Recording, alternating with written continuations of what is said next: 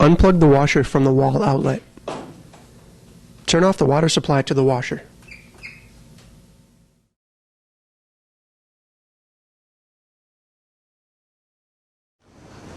Disconnect the ground wire from the outer tub front panel.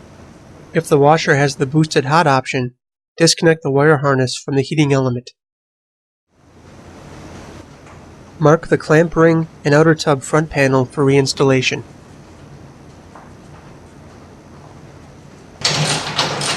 Loosen the nut, washers, and screw holding the clamp ring to the outer tub front panel.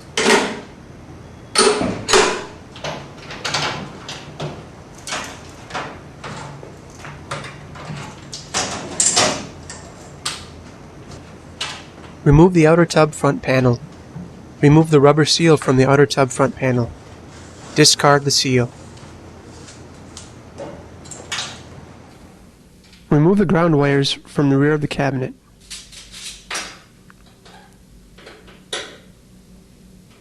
Remove the screws holding the control shield to the cabinet.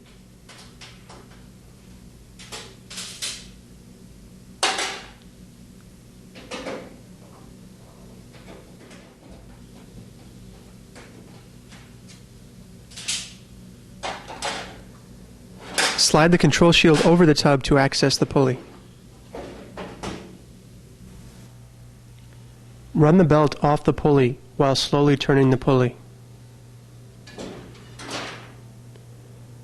Remove the belt from the motor shaft.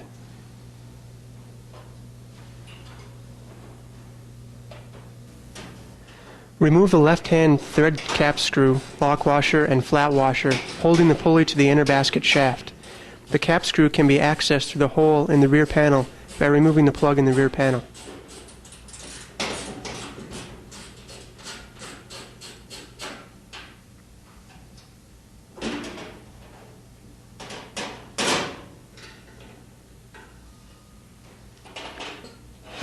Remove the pulley from the shaft.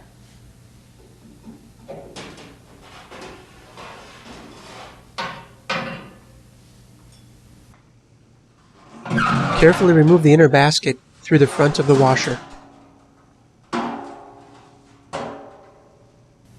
Before removing the bearing housing, note the position of the pressure hose, hose clips, mounting plates, and housing drain hole so the parts can be reinstalled in the same position. Remove the 3 screws holding the bearing housing arms to the outer tub.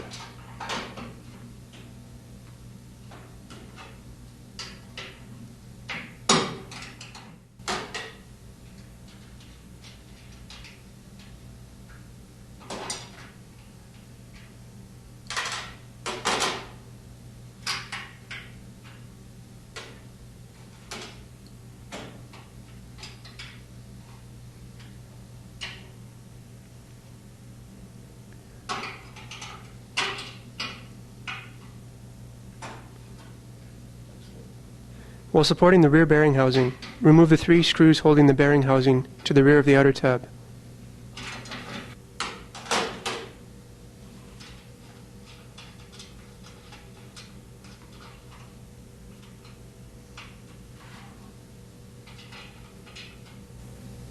Remove the bearing housing.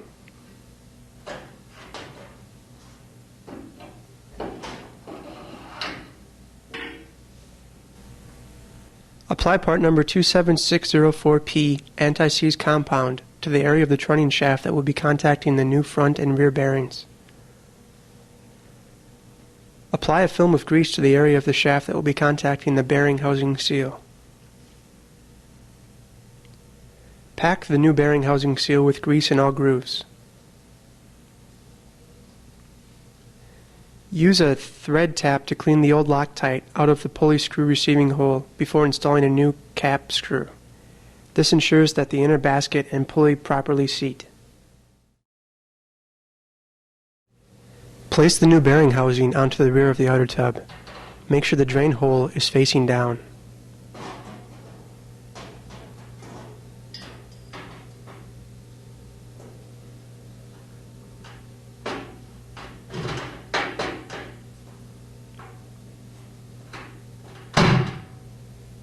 Replace and tighten the 3 arm bolts and torque them to 250 inch-pounds.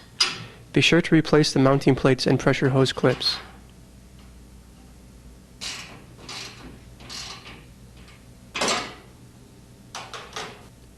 Replace and tighten the 3 inner bolts and torque them to 150 inch-pounds.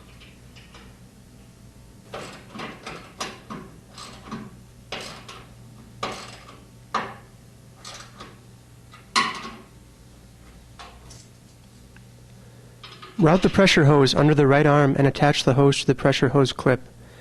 Route the pressure hose to the hose mounting plate and clip on the top arm.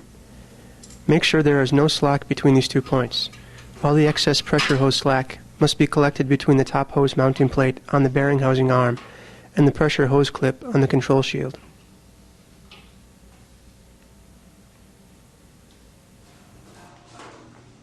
Install the inner basket assembly by pushing it all the way into the outer tub.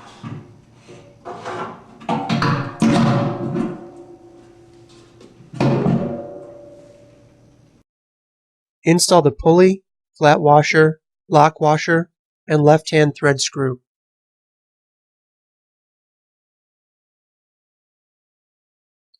When installing the pulley, always use a new cap screw to prevent the screw from loosening during operation.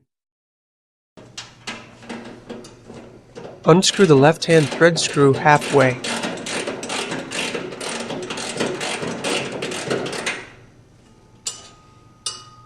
Install the pulley bolt tightening fixture between the flat washer and the pulley.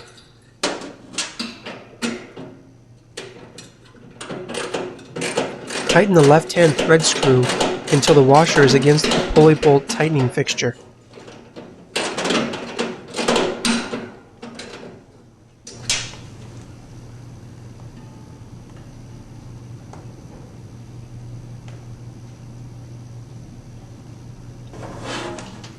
Loosen the screw about 1 turn to free the fixture.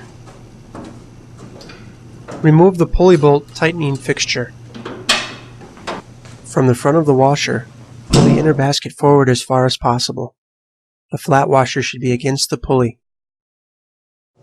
Push the inner basket back into the outer tub as far as possible.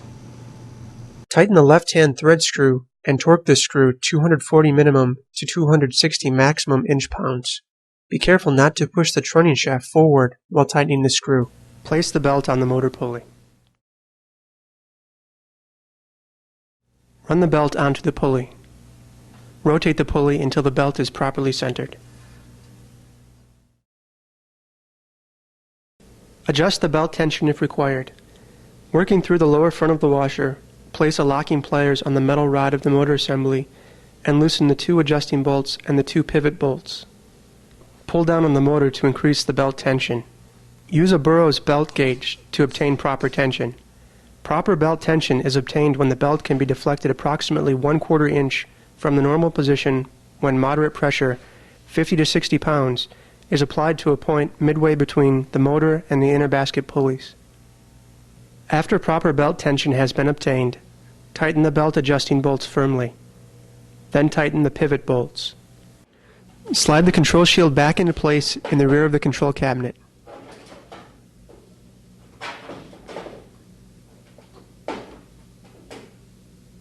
Replace the screws holding the shield to the cabinet.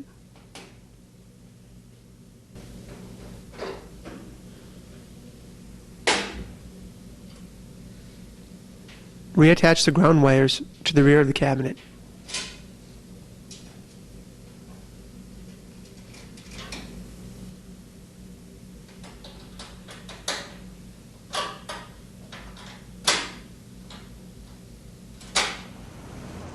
Reinstall the outer tub front panel, clamp ring, and new seal.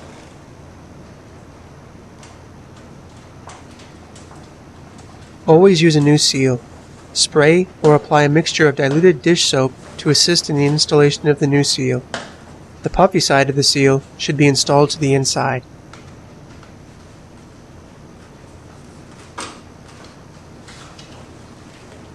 Install the tub front panel with the dimple at the 12 o'clock position. When reinstalling the tub front, make sure that the inside opening on the tub front is evenly centered with the opening on the inner basket. Install the clamp ring screw with the threads and nut facing downward.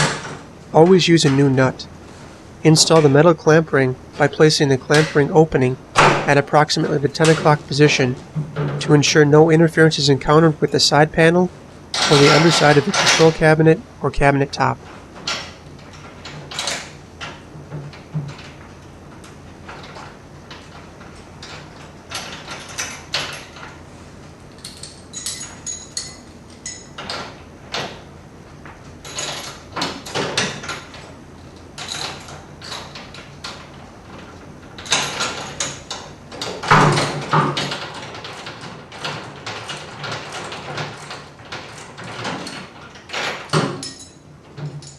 Tap the clamp ring all around while tightening the screw and nut.